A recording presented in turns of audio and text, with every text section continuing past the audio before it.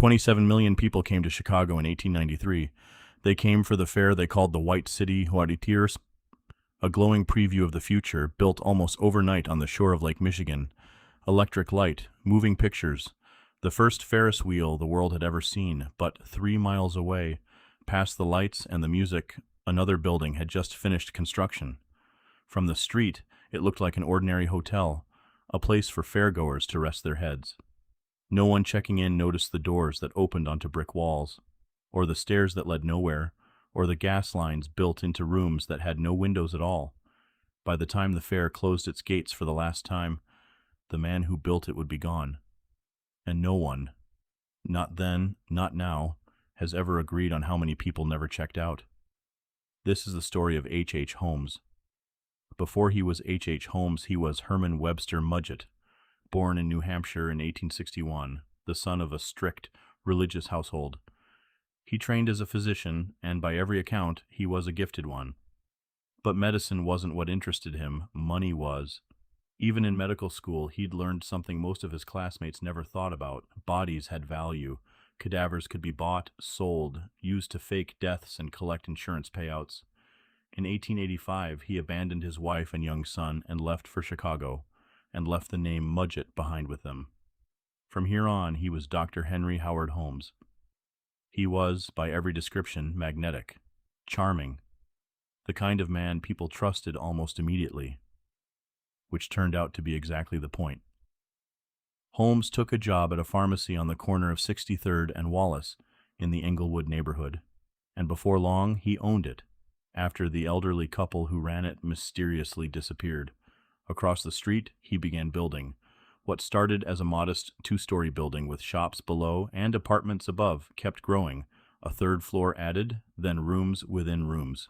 The design was unlike anything else in the neighborhood. Doorways that opened onto brick walls, staircases that led nowhere, windowless rooms fitted with gas jets that could be controlled from a single closet. Holmes's closet. And there was a method to how he built it. Holmes hired and fired his construction crews constantly, accusing them of shoddy work, refusing to pay them, which meant no single worker ever saw the whole design. Only Holmes understood how the building actually connected. By 1892 it was finished, just in time for the World's Fair. When the fair opened in 1893, Chicago's population swelled overnight. Hotels filled instantly, and Holmes had rooms to rent right near the action.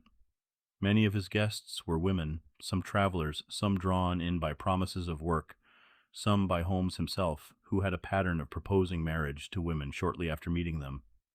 The engagements weren't romance. They were access to bank accounts, to life savings, to insurance policies he'd quietly taken out in his own name as beneficiary. What happened next to many of his guests? Historians still can't say with certainty. Some vanished without a trace. Some were never reported missing at all. This was an era before centralized records, when a person could disappear in a new city and no one back home would ever know to look. When the fair closed that October, Holmes closed up too and left Chicago for good. It wasn't the hotel that caught him. It was a simpler scheme with an old associate, Benjamin Pitezel. The plan was insurance fraud. Fake Pitezel's death, split a $10,000 policy. Holmes and Pitezel had run smaller versions of this con for years, moving through several states together. But somewhere in Pennsylvania, Holmes didn't fake it. He killed Pitezel for real, then convinced Pitezel's widow her husband was still alive, and moved in with her and 3 of her children, still running the con. The fraud eventually drew the attention of an insurance investigator, and a Pinkerton detective picked up the trail. In November 1894, Holmes was arrested in Boston. It was during that investigation that police found the bodies of 2 of Pitezel's children, a discovery that turned a fraud case into a murder case and led investigators back to Chicago and to the building on 63rd Street.